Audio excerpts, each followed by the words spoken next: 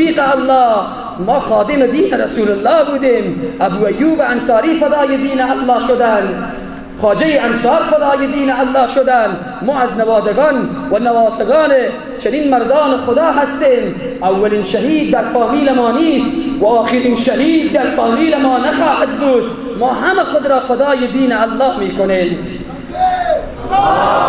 و تشکری و قدردانی خاص دارم از تمام علما، محصلین، متعلمین، اهل معارف، تمام بزرگواران، خصوصا و علی الخصوص از اساتید زحمتکش دارالعلوم عالی انصار که شب و روز در کنار شهید مولانا انصاری رحمه الله بودند، از مفتی صاحبان بزرگوار که در کنارشان بودند. از این علمای بزرگوار خواهش بنده این است که طوری که فیصله کردیم همراه شما این بزرگوارها بدون ای که بترسن و بلرزن در روز دوم سوم درس طلاب را شروع کردن. شروع شد درس طلاب دارالعلوم، همه سر درس خود بودن.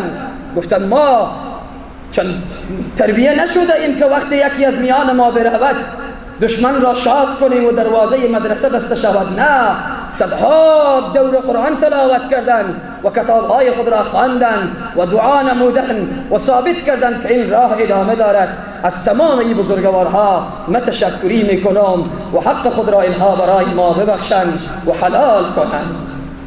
و همچنان تشکری می نمایم از تمام مجاهدین جهان اسلام، از تمام مجاهدین فی سبیل الله، کسانی که فقط به خاطر الله جهاد میکنند، به خاطر شخص و به خاطر قوم، به خاطر حرکت، به خاطر تنظیم، به خاطر حزب، به خاطر فرد صلاح بر نداشتند، فقط به خاطر الله مبارزه میکنند، در غم ما شریک شدند. ما از آنها تشکری میکنیم و به حقشان دعا میکنیم که الله منان آنها را در دنیا و آخرت سربلند داشته باشد و در این دنیا آنها را محفوظ و منصور داشته باشد. و از مجاهدین امارت اسلامی هم تشکری میکنیم، از شخص والی صاحب تشکری میکنیم، از همه بزرگان و مشران تشکری میکنیم که غم شریکی کردن و برایشان پیام رساندیم که آرزوی شخص مولانا انصاری بود که در این سرزمین تطبیق احکام شریعت صورت بگیرد. امیدواریم که این آرزویشان به طور کامل برآورده بشود. و از تولیت پیر هرات هم که خدمت میکنند به جوار خواجه انصار، از آنها هم تشکری میکنیم که هم شریکی و همدردی نمودن. تشکری می نمایم از ریاست صحت عامه و شفاخانه حوزوی و تمام دکتر صاحبانی که برای مجروحین این حادثه زحمت کشیدن. الله برایشان جزای خیر بدهد و الله منان مجروحین را شفا بدهد، آنها را صحتمند بگرداند. اگرچه وقتی پیش مجروحین می رویم اشک از چشمانشان می ریزد و گریه می کنند که چرا ما شهید نشدیم. ای دشمن بیا ببین وضعیت ما چقدر وضعیت خوب ما داریم. ای دشمن بزدل بیا ببین وضعیت ما که ما چگونه وضعیتی داریم، چگونه حالتی داریم. تو هیچگاه به اهداف خود نمیرسی، به هدف خود نرسیدی و نمیرسی. مجروح ما، زخمی ما گریه میکنه که چرا من شهید نشدم، چرا این لیاقت و مقام من نداشتم، چرا مرم راه خود مولانا انصاری نبود. چنین گریه داره. الله آنها را شفا بدهد. در اخیر 3 پیام کوتاه دارم، به طور خلاصه بیان میکنم. از تمام ارگان ها فرض دادن که از فلان ارگان و فلان ارگان، از تمام ارگان ها، ریاست شاروالی، تمام اراکین حکومت زحمت کشیدن، همه زحمت کشیدن به نوبه خود. حالا اگر یکی نام بگیریم یکی نگیریم، هم از جناب عالی قدر امیر المؤمنین گرفته تا پایین ترین فرد که سرباز این حکومت هست وظیفه خود را انجام دادن، همشیرگی کردن، همدردی کردن. از همه سپاسگزار هستیم. الله همه را در حفظ و امان خود داشته باشد. 3 پیام کوتاه دارم به طور خلاصه. قبل از اینکه این 3 پیام بیان کنم، انشاءالله که امروز روز استثنایی هست، حالت اضطراری هست.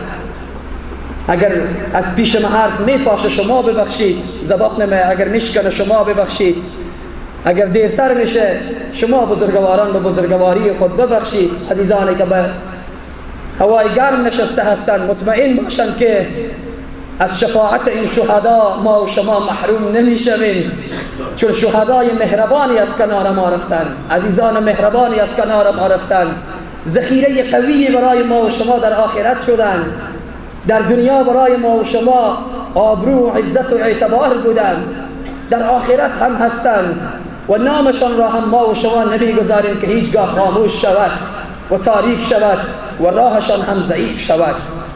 قبل از اینکه سه نکته خود را و سه پیام خود را بیان کنم، چون بعضی عزیزا اطلاع ندارند چگونگی شهادت شهدا را، به طور خلاصه بیان میکنم که مولانا انصاری و یاران با وفایشان چگونه جام شهادت را نوشیدند. در هفته گذشته ساعت 10 بجه بود که مولانا انصاری رحمه الله پشت کلکین خانه من تک تک کردند و مرا صدا کردند فلانی. یک مرتبه صدا کردند، دو مرتبه صدا کردند، فامیل مرا با عجله صدا کرد که حضرت مولانا صاحب پشت کلکین هستند. بلند شدن گفتن امر کنید، گفتن آماده شو که جای همراه تو میره. گفتم چشم. امر از آنها بود، دستور از آنها بود. گفتم چشم، آماده شدم. تا حتی 10 دقیقه 15 دقیقه جلوتر از آنها آماده شدم، انتظارشان را داخل خانه می کشیدم. بیرون شدن، بالا به خنده بیرون شدن از خانه. والله العظیم کاغذی که یادداشت کرده بودن برای من نشان دادن. گفتن صحبتی که میخواهم برای برادران برسانم آماده کردم، اگر از جلسه دیرتر آمده ایم، دیر شد همراه تو یک جا باز مسجد میریم، نیازی نیست که به خانه برگردیم. گفتم هرچی که شما میگویید. فقط من مولانا صاحب انصاری و برادر عزیز من، برادر دلسوز من که در کنار ما همیشه بوده، خواجه عبدالرحمن جان انصاری، برادر بزرگ من هست. فقط همین 3 برادر از خانه بیرون شدیم، همراه یک موتروان بیرون شدیم، به او جلسه و او جایی که بود رفتیم. جلسه صورت گرفت. جلسه هم کسی دیگری نبود، اکثریت خبر دارن.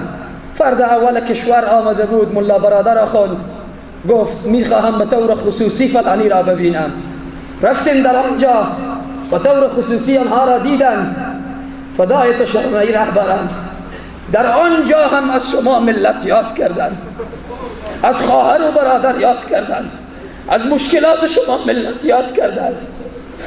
گفتم که این ملت را از خود دور نکنید، این ملت را از خود نرنجانید.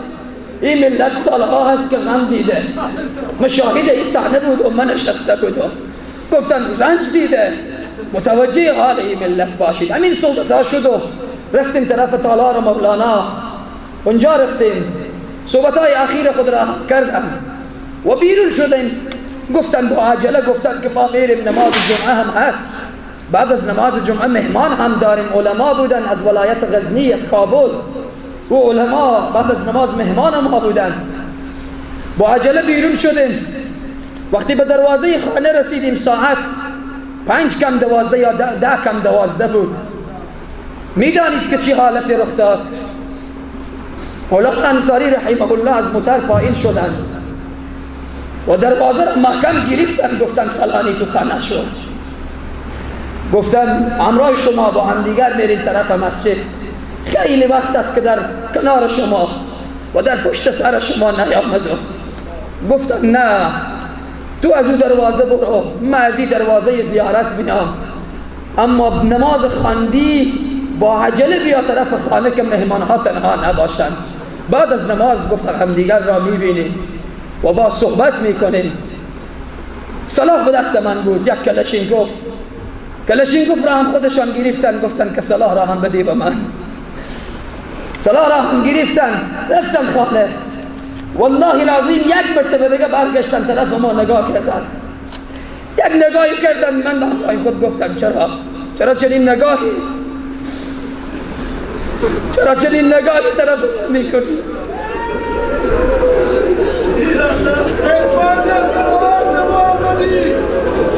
رفتن به خانه. عزیزان من، حضرت مولانا رفتن به خانه. گفتن وقت است. برای فامیل خود گفتن دل من کمی از حال میره، نمیفهمم که چیست. یک گلاس آب میوه برایشان جور کردن و نوش جان نمودن و همراه فامیل خود خداحافظی کردن، وداع کردن، دستان مادر را بوسیدن. داخل راه وقتی از زینا پایین می شدن، فامیلشان قصه می کنند که طرف ما نگاه کردن و فرزند 3 سالهشان حسین نام دارد. حسین می آید می گوید بابا خود را عطر نزدید، بابا خود را عطر نزدید. مولانا انصاری می گوید که بابا جان عطر زدم. می دانید طفلک چی می گوید؟ می گوید بابا نه، خوب خود را عطر بزنید، خود را خوب عطر باران کنید. او اخلاقی که داشتن، او رویی نیکی که با فامیل خود داشتن. برای حسین میگویند برو بابا عطر را بیار. داخل زینه ها خوب خود را عطر میزنند، خدا حافظی میکنند، دست مادر را میبوسند، همراه برادرها از خانه بیرون میشوند، میآیند به دروازه زیارت، عزیزان زیاد را میبینند، مصافحه صورت میگیره، دید و بازدید صورت میگیره، میبینند که یک انسان مشکوکی و او انسان جنایتکار هست. برادرها مانع میشوند، برادران معززین میگن پیش نیا. او میگوید که یک دیدنی میخواد که مولانا را دستشان را ببوسم، دیدن کنم. وقتی پیش می آید دست خود را با مولانا میدهد. مولانا دستش را میگیرند، سرش را میبوسند. از اینجا باز حاجی خواجه صاحب محمد شفیق جان گفتند که وقتی دستش را گرفتند و رویش را بوسه زدند، ای خود را منفجر می کند و سر پلیدش دور می افتد، تکه تکه خودش تکه تکه می شود. اما رهبر ما و شما با یک صدای بلند و قوی می گویند الله اکبر.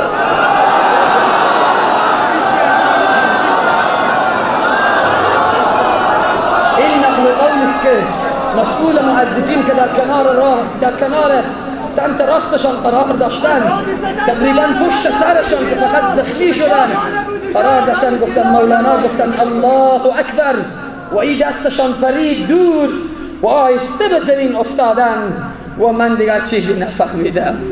الله اکبر. این بود چگونگی شهادتشان که در راه مسجد بود، در راه منبر بود، در راهی که خودشان دوست داشتن، در راهی که خودشان خواسته بودن، در راهی که خودشان همیشه دعا می کردن، نصیبشان شد. به او آرزوی خود رسیدن، به او آرمان دیرینه خود رسیدن. خوشا به حالشان، خوشا به سعادتشان. بعد از اینکه انفجار صورت گرفت، هر طرف محبان و مخلصین قلبهایشان به تپیدن شروع کرد و همه جا برای ما تاریک شد و همه جا برای ما سیاه شد و این روز سیاه درست است بر سر ما آمده، تاریک شده و نبوت از میان ما رفته. اما باز هم ما دشمن خود را خوشحال نمی کنیم. این آرزو آرمان را و دشمن نگرم به گور ببرد که ما او را خوشحال کنیم و این راه را ترک کنیم و این منبر خاموش بشود و مراکزش، برنامه‌های تعلیمیش، برنامه‌های خدماتش به تمام امت تعطیل شود. هرگیز هرگیز هرگیز.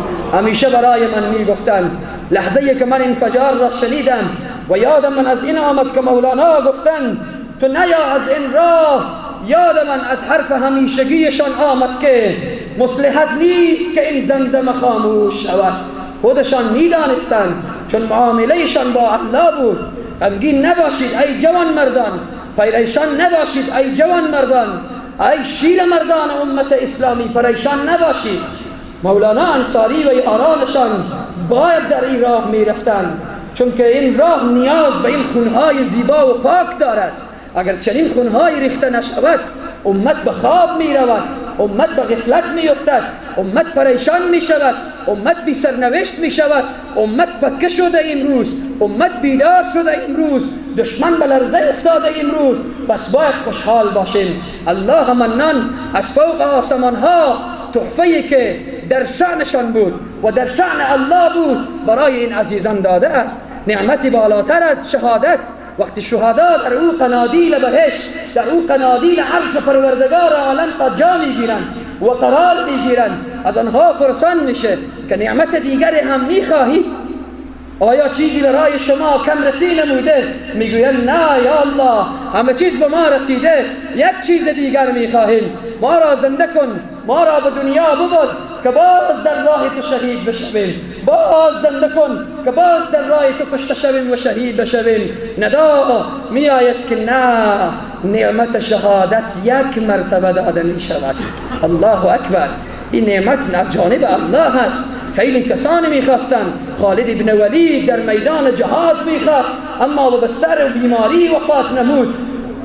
وقتی خالد ابن ولید را غسل میدادند، سر تا پایش اثر شمشیر، اثر نیزه، اثر شمشیر دشمن بود، اما به درجه شهادت نمیرسد و به مرگ خود از دنیا میرود. این سعادت به زور و بازو نیست تا نبخشد خدای بخشنده. بله دوستان گرامی، سه پیام دارم به طور خلاصه بیان میکنم. اول برای مخلصین و رهروان راه شهید خادم الاسلام مولانا انصاری رحمه الله، خیلی خلاصه بیان میکنم که حرفها تکراری نیاید و دوستا خسته نشود. محبان مولانا انصاری، عاشقان مولانا انصاری، رهروان راه مولانا انصاری، فدائیان راه مولانا انصاری، با استقامت کامل و با سربلندی کامل و با افتخار کامل همراه شما این راه را پیش میبریم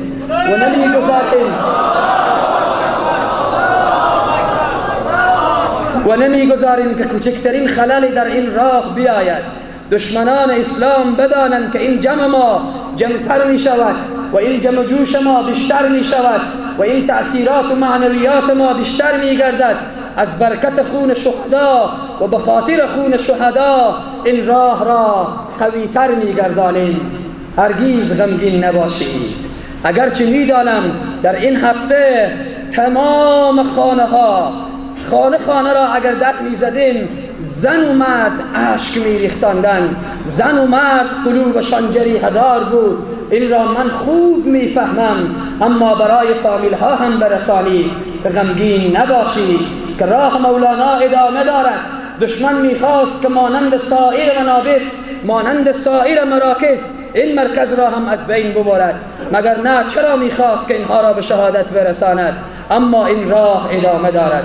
پیام دوم من برای دشمنان اسلام، دشمنان قرآن، دشمنان علمای ربانی، دشمنان خونخوار این امت، دشمنان بزدل و ترسو این است که خود را از این بیشتر به هلاکت نرسانید، خود را از این بیشتر زحمت ندهید، خود را از این بیشتر به دردسر نیندازید که شما در دنیا هم خوار و ذلیل هستید، در آخرت هم خوار و ذلیل هستید. اخطارهای جاهلانه، اخطارهای گمنام برای ما ندهید که ما گفتیم که از مرگ نمی ترسیم، چون مرگ ما مرگ شهادت هست.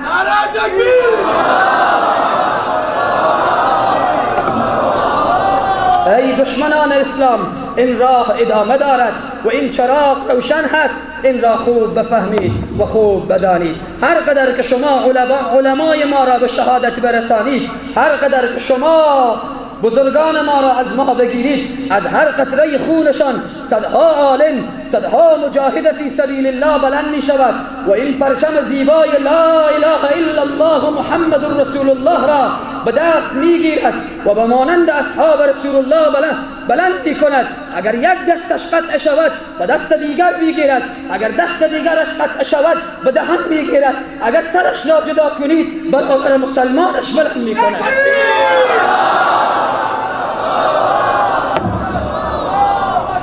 همین جرأت ما و همین شهامت ما و همین قهرمانی این ملت ما برای کفاندن دل تو ای دشمن بزدل بس است و دانستی و فهمیدی که هر قدر این ملت را به شهادت برسانی راهشان قویتر می شود و این درخت اسلام قویتر و محکمتر و پرثمرتر می شود. سبحان الله، سبحان الله.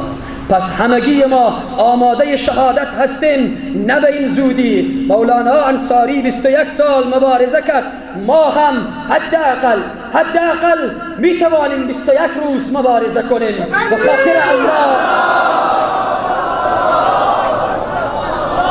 این پیام های گمنام خود را پیش خود نگه دار و این اختاری های جاهلانه خود را پیش خود نگه دار که برادر فلانی اگر ما ایبت تو را در راه برادر تو روان نکنیم مهر سکوت و دهن بگذار. ای دشمن ترسو،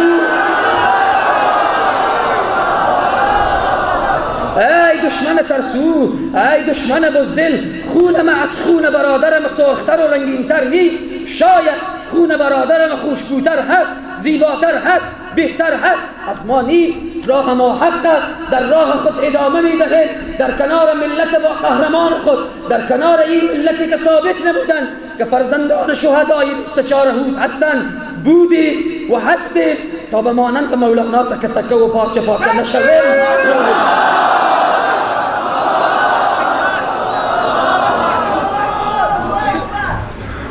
درست است. گفتم با گرم کوتاه میگیریم صحبت. پیام سوم برای وارثین شهدا و برای آن مادران و پدران و فرزندان داغ دیده و جگر سوخته می باشد. ای رهروان راه شهید سعید مولانا انصاری رحمه الله، مصلحت نیست که این زمزمه خاموش شود. این را داخل گوش خود داشته باشید. این هر لحظه داخل گوش من چنین انداز هست. مصلحت نیست که این زمزمه خاموش شود. سبحان الله. برای وارثین شهدا میگویند که جرم مولانا انصاری چی بود، راهش چی بود و هدفشان چی بود، این به همه معلوم هست. برای دشمنان اسلام گفتیم و همچنان برای وارثین شهدا میگیم شما با از دست دادن فرزندان خود و جگرگوشه های خود پریشان نباشید، طوری که پریشان نشده اید، چون که این راه ادامه دارد و این راه حق است.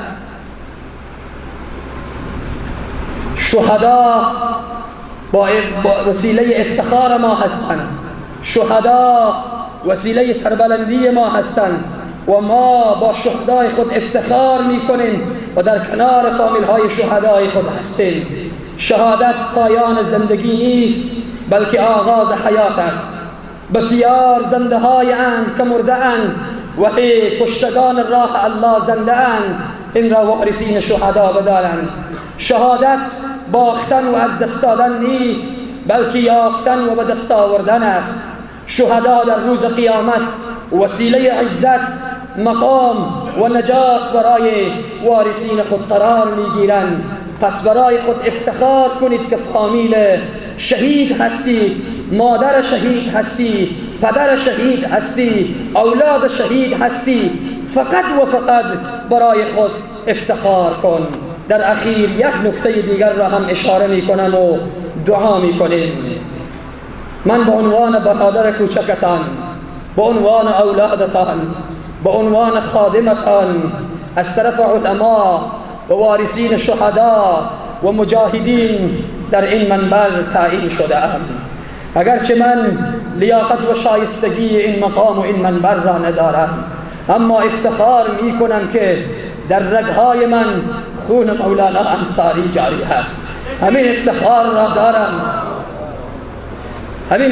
را دارم که بستگی دارم با مولانا انصاری.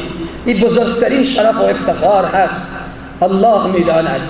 از شما عزیزان می‌خواهم که اولا در حق من دعای خیر داشته باشید.